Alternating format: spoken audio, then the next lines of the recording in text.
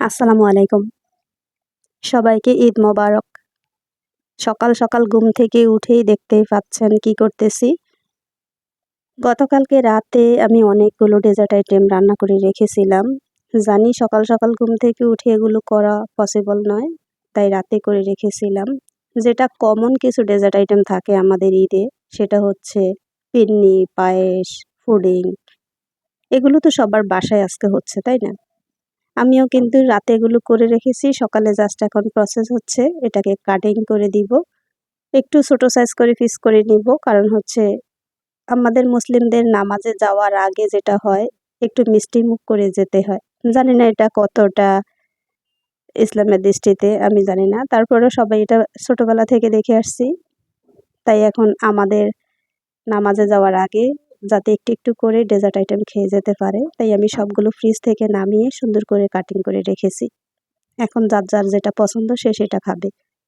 আর আপনারা কে কি আইটেম তৈরি করেছেন? আমার মনে হচ্ছে মিষ্টির সঙ্গে একটু ঝাল থাকলে ভালো। একটু চটপটি তৈরি করতে পারি। যদিও আমার কোনো গেস্ট নেই, আমি একা।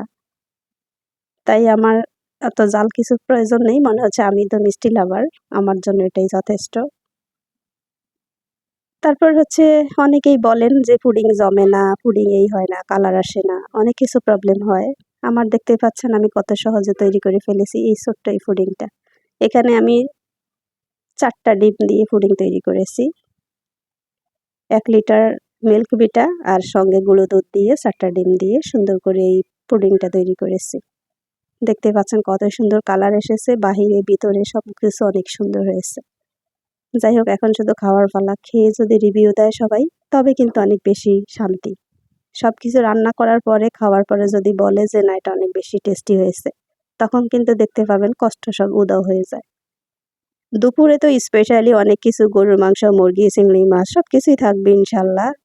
ঈদে তো প্রতিটা ঘরে, ঘরে সেই মহা আয়োজন থাকে। তবে আমার সেই আয়োজন এত কিছু নেই। আমরা মানুষ কম, তাই অল্প, অল্প খাবার। সবাই অনেক বেশি ভালো থাকেন। ঈদ মোবারক।